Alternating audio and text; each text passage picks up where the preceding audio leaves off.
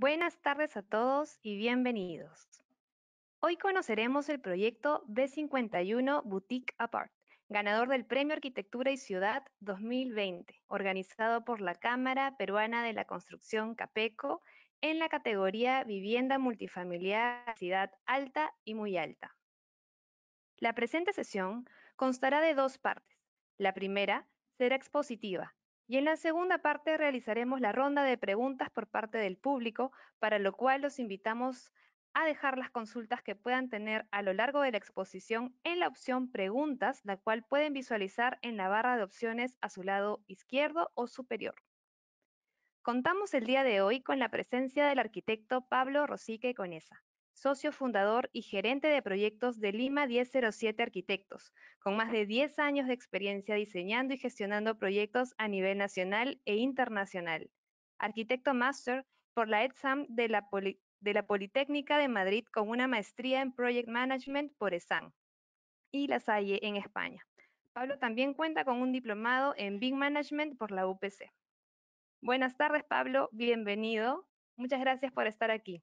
Adelante, por favor. Hola, Joana, ¿qué tal? Buenas tardes con todos. Un placer poder estar aquí. Y nada, voy a hacer una breve presentación para dar un poco de luz y una perspectiva un poco distinta de cómo fue el proceso de diseño de esta edificación. Y si os parece, para no dilatar mucho en el tiempo, voy a empezar a proyectar ya la presentación y os voy contando poco a poco. Se me ve que creo que estoy proyectando ya. De hecho, estabas proyectando y ya no. Tienes que volver a colocar modo presentación. Ok, listo. Ahora, estamos listos entonces, ¿no? Sí, ya está. Vale, muy bien. Pues como dijo Joana, se nos dio el premio, bueno, a Urbana, que es la inmobiliaria que desarrolló el proyecto, y a nosotros como arquitectos, Lima 1007 Arquitectos, de este proyecto B51, Boutique Apart, en vivienda multifamiliar, densidad alta y muy alta. El año pasado fue el premio, aunque el proyecto se cerró en 2018. La presentación la voy a desarrollar, por no hacerlo muy largo, y en los 4 puntos que entendemos son los más relevantes o los que más os pueden interesar del diseño de esta edificación. Bueno, el primer punto es una descripción general para que conozcáis un poco el proyecto, tamaños de departamentos, distribuciones, etcétera. El primer punto va a ser la relación con el entorno, entendida desde el punto de vista del contexto urbano, como desde cómo se entronca en esa esquina donde se ubica específicamente. El segundo punto va a ser la funcionalidad y espacialidad interior, desde el punto de vista de los departamentos, de la estructuración y la funcionalidad óptima de los espacios, zonas comunes, iluminaciones, ventilaciones, etcétera. Y el último punto vamos a tratar la volumetría, composición y materialidad de la fachada y cómo ésta se engrana con los 2 puntos anteriores, digamos, tanto con su relación con el contexto como con su disposición o layout o distribución en planta, y obedece a la funcionalidad y a la flexibilidad de estos espacios interiores. El proyecto se ubica en la cuadra 51 de la avenida Arequipa, en Miraflores, a 2 cuadras del Parque Kennedy. Tiene unos 9.950 metros cuadrados construidos. Cuenta con 12 pisos para 55 flats y 3 dúplex de entre 80 y 120 metros cuadrados, que veremos que dan lugar a una tipología de departamento muy flexible, ¿no? Desde un dormitorio más uno con escritorio, 2 dormitorios más uno, y una serie de zonas comunes, tanto en piso 1 como en azotea, que potencian o complementan los usos de los departamentos. Además, el edificio tiene 4 sótanos para 117 estacionamientos de coches, de carros, donde también hay bicicletas, cuartos técnicos para el correcto funcionamiento de toda la infraestructura, etcétera. El edificio tiene dos conceptos, a nivel de diseño tiene dos conceptos dos conceptos básicos que hemos querido siempre como llevar a su última posición para defender el diseño de este proyecto. El primero, ambos intentan atender las necesidades desde todo el punto de vista del proyecto. El primer punto es el contexto, ¿vale? Y el segundo punto es el usuario final al que va dirigido el proyecto. El contexto, entendido como ubicación urbana, distribución de usos en el entorno urbano, la ubicación en el distrito, el contexto edificatorio, la integración con la vía pública en la esquina, en el piso primero, etcétera. Y el usuario final, entendido como nosotros tenemos que desarrollar un edificio de departamentos para un público específico, en un lugar específico y con unas características y unas necesidades específicas. En este caso, el público objetivo era un público muy ejecutivo, parejas jóvenes, y eso va a dar lugar un poco al desarrollo de las tipologías y de las distribuciones de los distintos departamentos, zonas comunes, etcétera. También va a dar lugar a una serie de espacios integrados, flexibles, va a dar lugar incluso a cómo se está entendiendo la fachada, la representatividad, los materiales, la volumetría, porque entendemos finalmente que el edificio, además de responder al contexto, tiene que responder o ser representativo de la gente que lo habita. El primer punto que queríamos tocar o que quería tocar en esta presentación es la relación con el entorno. En esta relación con el entorno, el primer must o la primera coyuntura que nos encontramos es desarrollar el proyecto al costado de un edificio con un cierto carácter monumental. Este edificio, que es el edificio de los Boy Scouts, que lo vemos ahí en la imagen en la izquierda, a la izquierda del proyecto, tiene ya obviamente una composición específica, con una estructura, digamos, volumétrica específica, con una materialidad específica, con una orientación o despiece específico, y todo eso se ha tenido muy en cuenta a la hora de desarrollar la integración de nuestro edificio a nivel volumétrico, de materiales y de espacialidad para, digamos, potenciar e integrarnos con esa edificación. Se ven aquí algunos esquemas donde siempre se ha intentado se ha generado un zócalo o un basamento donde se han intentado alinear los distintos elementos de nuestra edificación, cornisas, parapetos, barandas. Se ha subido el piso primero, el primer nivel, también para generar ese primer zócalo que tiene el edificio del costado y alinearlo. Ahí se ven en la imagen las dos escalinatas para el acceso principal. Entonces tiene una serie de configuraciones el edificio para integrarse con esta edificación. Además, se ve que el costado izquierdo, el volumen izquierdo, la franja izquierda de nuestra edificación se retira un poco para darle aire a esta edificación. El segundo punto es de la relación con el entorno que nos parece relevante, es cómo se encuentra el edificio en el piso primero, ¿no? Desde generar un pequeño espacio previo a modo de plaza hasta generar una escalinata para ingresar a un lobby en doble altura, ese zócalo que le da un poco de escala a nivel de peatón al contexto urbano, generar una serie de jardinería común, digamos, que atiende los espacios comunes y que se integra con la calle a nivel visual y también a nivel vegetación, paisajismo, etcétera. El siguiente punto que queríamos destacar del proyecto es la distribución. O sea, dentro del concepto de funcionalidad, espacialidad, la distribución que se ha desarrollado, el layout del proyecto. Aquí tenemos dos plantas, la planta del piso típico y la planta del sótano típico, ¿no? Como más representativo de un proyecto residencial, digamos. Y bueno, yo sacaría de estas dos plantas, podría sacar algunos tips o algunas conclusiones que se manejaron desde el principio en el proyecto para resolverlo adecuadamente.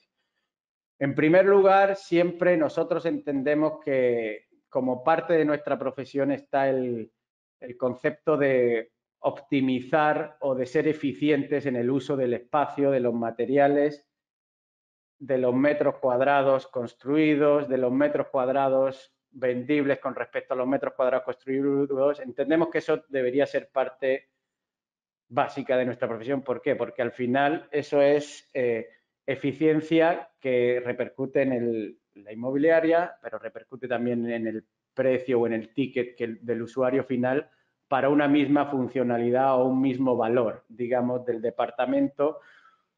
Siempre puede tener la misma cantidad de espacios si tiene menos cantidad de corredores, en una menor cantidad de metros cuadrados y por lo tanto en un mejor ticket. Ese tipo de conceptos nosotros siempre intentamos cuidarlos mucho porque nos parecen muy relevantes. A partir de ahí, aquí se ve como el núcleo central, ¿no? Que consta de dos ascensores, una escalera de evacuación con un vestíbulo previo, con un espacio de refugio, vestíbulo previo ventilado, y se reduce lo más posible la circulación común, que además sirve para atender a todos los ductos de instalaciones que dan a esa circulación común, eléctricas, comunicaciones sanitarias, ventilación de corredores, etcétera. Entonces, a partir de ahí hay 1, 2, 3, 4, 5 departamentos que dan a ese corredor. Y si entrásemos un poco a los departamentos, que ahora vamos a verlos más adelante, más a nivel de acabados y de estética, digamos, y de espacialidad, podemos ver rápidamente que se caracterizan por tres cosas, diría yo. Una es prácticamente no hay corredores. Podéis ver que no hay corredores, no hay espacios no útiles, no hay espacios que no puedan ser utilizados por el usuario final. La segunda característica es la flexibilidad de los espacios. Vemos espacios que son escritorios, pero podrían convertirse en dormitorios. Vemos espacios que de una sala más grande podría convertirse en una sala más pequeña y un dormitorio extra o una zona de trabajo. Vemos también el concepto de integración de ambientes que hace que la calidad espacial de los departamentos sea mucho mayor, la integración de las cocinas con las salas, con los comedores. Vemos también cómo se maximiza la cantidad de metros lineales de fachada que tiene el edificio, tanto interior como exterior, para tener ventilaciones cruzadas, para tener un correcto asoleamiento. Y finalmente se puede ver también en la planta de los departamentos lo que decía, lo que comentaba al principio de cómo este producto debe y tiene que ir destinado, sobre todo un producto residencial, tiene que ir destinado a un público específico, a un usuario específico, ¿no? Entonces, por ejemplo, cada departamento tiene una concepción para un usuario específico. Este de aquí abajo, de 80 metros cuadrados, entre 80 y 100 metros cuadrados, es un departamento pensado, pues, por ejemplo, para compartir dos chicos jóvenes o dos chicas jóvenes, dos ejecutivos, tiene 2 dormitorios máster, una gran sala y una cocina integrada. Después hay estos departamentos que son un poco más grandes, están más enfocados a familias, pero familias jóvenes, ¿no? Parejas jóvenes con un hijo, parejas jóvenes con una proyección de un hijo, con zonas de trabajo, con escritorios, etcétera. Y aquí detrás, por ejemplo, este departamento, hay un departamento de 80 metros cuadrados que está destinado pues a un ejecutivo, a una persona que quiera vivir solo o a una pareja todavía sin hijos. Entonces, como que cada departamento, en función de su tamaño, su distribución, su flexibilidad, sus espacios, atiende a un público y a un ticket específico. Vemos cómo la estructura está muy optimizada y ordenada en base en relación a la planta, en relación al núcleo y cómo eso se traslada, ese orden se traslada también a los sótanos, ¿no? que se tienen aquí debajo. Simplemente lo he puesto para que podáis hacer una correlación de estructura, de geometrías, etcétera. Los departamentos, como decía, ya los hemos visto un poco a nivel de layout de planta y de producto, y estas imágenes lo que quieren haceros llegar es un poco que os den el feeling que os comentaba antes del tipo de público objetivo que se quiso buscar desde el principio, de cómo que se quiere que los acabados sean representativos o tanto de la gente que vive ahí como después de la fachada, del edificio en sí. O sea, todo está unido en un todo, digamos. Espacios integrados, flexibilidad de espacios, optimización de áreas útiles, máxima proyección hacia el exterior, maximizando la ventilación natural y la iluminación, acabados elegantes pero de fácil mantenimiento, no excesivamente caros, pero sí bien compuestos entre sí, simples pero durables. Bueno, una serie de conceptos que entendemos que es importante en un edificio residencial, sobre todo residencial, cuando empieza a haber una cantidad específica de departamentos, la estandarización, esa modularidad, etcétera. Las zonas comunes, en este edificio específicamente, al ser un tipo de edificio destinado al público que iba a ser destinado, se trabajaron con la inmobiliaria y nosotros de una manera muy concienzuda, digamos, y atendiendo muy bien o revisando muy bien qué tipo de usos y qué tipo de ambientes y espacios se necesitaban y dónde y en relación con qué para completar la funcionalidad interior de cada uno de los departamentos.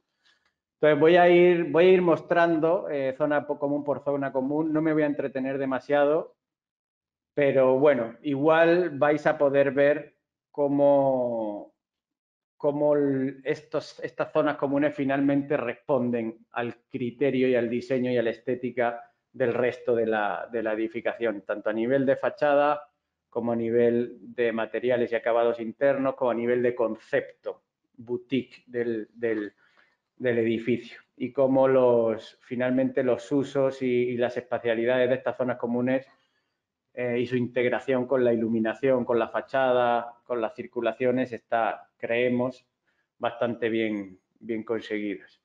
Este es el lobby de ingreso con una pequeña zona de espera, doble lobby y doble altura. En la planta de la derecha, voy a pasar todas las zonas comunes, en la zona de la derecha vais a ir viendo su ubicación en la planta, digamos. Esto está obviamente en el piso 1, después de la escalinata de ingreso. Un área de coworking que quisimos que diese a la esquina para potenciar también esa esquina con una zona común y con todo el paisajismo abierto a esa zona en esquina, digamos, de integración urbana. Esto recordemos que, que fue antes de pandemia, pero ya aquí se tenía en mente cómo los espacios de trabajo colaborativo, los escritorios en los departamentos iban a ser, los balcones, ahora veremos, ya apuntaban a ser elementos relevantes como áreas necesarias para completar una vivienda. Un área de patio donde se puede, digamos, salir a estar un rato con los niños o a conversar al aire libre, con una vegetación y un paisajismo también muy bien trabajados. Ya en la azotea tenemos zonas de parrillas, horno, tenemos zonas para estar, para sentarse, para tomar algo, el área de piscina, ¿vale? Zona de bar. Estas son zonas más, digamos, recreativas de toda la azotea, potenciando las vistas, potenciando la iluminación y un poco el paisajismo, los materiales, la simpleza. Y bueno, dos zonas comunes que nos parecen muy relevantes de uso en la azotea, que son una lavandería común y un gimnasio. Esto habida cuenta de que, bueno, las viviendas tienen los tamaños que tienen y puntualmente puede haber usuarios que necesiten completar estos usos de gimnasio o de lavandería en una zona común de la edificación. El último punto, ya por terminar la presentación y no hacerla muy larga, el último punto que quería tocar era el tema de cómo se representa todo esto que hemos visto en planta, que hemos visto las imágenes interiores, etcétera, cómo se proyecta hacia el exterior y cómo se conceptuó la volumetría, los materiales, los acabados, etcétera. Bueno, como volumen, yo destacaría principalmente dos cosas, bueno, dos o tres cosas. Una es el zócalo, que se ve claramente, ya se ha explicado antes a qué se debe este zócalo y a qué obedece, a esa integración con los edificios colindantes de un carácter monumental, ¿no? Además de una mejor escala, digamos, urbana, ¿no? De presentación del edificio. El segundo punto volumétrico relevante son estos volúmenes o piezas de concreto que, bueno, aparte de la materialidad en sí, le dan presencia y un elemento pétreo a la fachada y generan como dos grandes volúmenes donde se distribuyen los vanos de los distintos ambientes interiores. Esa distribución de los vanos se ve, ahí se marca mucho porque es como si el volumen de concreto se perforase por cada uno de esos vanos. Entonces se consigue pintando, digamos, lo que es toda la perforación a ese volumen de negro. Se ha conseguido un efecto como que se entiende muy bien como es un volumen perforado, digamos. Y esa perforación, ese juego de perforaciones, que parece aleatoria, no lo es, pero sí que da un dinamismo importante a la fachada, nos parecía relevante ese dinamismo para no ser tan rígidos, dado que tiene que ser un edificio que responda un poco también al tiempo en el que, y a la contemporaneidad donde se ha hecho esa edificación. La esquina es otro elemento muy relevante. Siempre se quiso, digamos, el ser un edificio en esquina, tienes que potenciarlo, resolverlo de la mejor manera posible. Un edificio en esquina puede ser muy bueno o muy malo, dependiendo de qué tan bien o tan mal resuelva la esquina. En este caso, nuestra decisión fue liberar la esquina totalmente con losas voladas, ahí se puede ver, y generar un balcón corrido a todo ese ambiente que da en la esquina, de tal forma que realmente la esquina sirve como de eje vertebrador de los otros dos volúmenes de concreto que tiene a los laterales. Y aquí finalmente hacer mención a esta franja, o volver a hacer mención a esta franja de la izquierda, donde se ve que se retira esa franja, ese volumen, para dar más aire, digamos, a los edificios que tienen en ese lateral o colindantes en esa zona. Esto en cuanto a volumetría y composición. En cuanto a materiales, bueno, hay concreto, hay madera, negro, vegetación, o sea, se jugó con el concreto, la madera, el negro y la vegetación, todo el rato se juega con eso en el proyecto. Entonces, finalmente, lo que se quiso es usar materiales puros, digamos, en cierta forma clásicos, compuestos o con un despiece también en cierta manera clásica, pero que en su integración en la fachada o en su conjunción en la fachada den lugar a una estética que podamos entender como contemporánea y atractiva, ¿no? Entonces eso fue un poco el objetivo de la composición de los distintos materiales.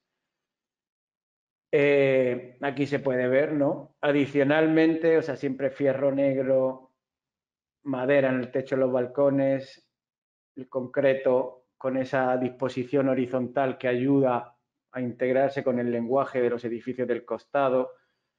Es importante también ver un poco cómo las barandas, el concreto, van, digamos, como escribiendo un pequeño lenguaje en la fachada que siempre todo juega en torno al mismo concepto. Y bueno, y una cosa que nos parece muy relevante, por cerrar con esto de la fachada, una cosa que nos parece extremadamente relevante de los edificios es que envejezcan bien. Sabemos que Lima es una ciudad que, bueno, no llueve, tiene dado a eso, tiene ciertos problemas de contaminación, se acumula mucho smog, las cosas se deterioran mucho, se oxidan mucho. Entonces es importante buscar elementos que con el tiempo hagan que el edificio permanezca en un buen estado, tenga un fácil mantenimiento, un fácil envejecer, digamos, se revalorice con el tiempo. O sea, nos parece que como parte de nuestra profesión también es importante tener en cuenta todo eso para no tener un edificio para la foto y que después a los 2 años esté totalmente deteriorado. Obviamente, todos los edificios requieren o deberían requerir una cierta lógica de mantenimiento y tal, pero entendemos que como punto de partida tiene que ser, se debe de intentar proponer una serie de materiales, de encuentros, de detalles constructivos que favorezcan esa durabilidad en el tiempo. Y bueno, eso es toda la presentación que teníamos preparada. Hemos tocado los puntos más relevantes. Y nada, muchas gracias a la inmobiliaria por confiar en Urbana por confiar en nosotros en su momento, gracias a Capeco por el premio y gracias por supuesto, a todo nuestro equipo de Lima 1007 Arquitectos, que realmente ellos son los que generan que hayamos podido hacer este edificio y que podamos hacer muchos más y estemos en eso. Muchas gracias, Pablo. Un gusto realmente tenerte con nosotros esta tarde. Invitamos al público a poder dejar sus preguntas en la opción consultas que podrán visualizar en la barra de opciones al lado izquierdo o al lado superior de sus pantallas. De hecho, Pablo, tenemos ya algunas consultas que te las voy a comenzar a leer. La primera Okay. sería, ¿cuál crees que habrá sido el reto más grande durante el proceso de construcción?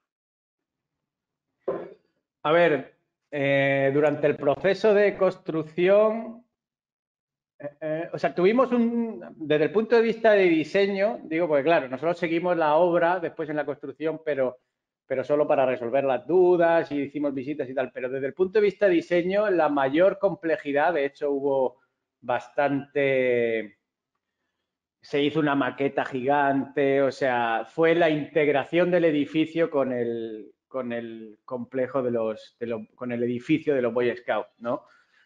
Hubo todo un trabajo de cuidado, digamos, para integrar la edificación con ese otro edificio y fue a nivel de conceptualización lo que más trabajo llevó con Miraflores, con la municipalidad, con cultura, se hicieron maquetas, 1, 2, 3, se hicieron visitas a campo, hubo ahí un poco de todo. En cuanto a la construcción del edificio, me consta que fue todo bastante bien y nada, ningún problema más allá de lo que de alguna viga un poquito más baja de lo normal que siempre se soluciona a tiempo.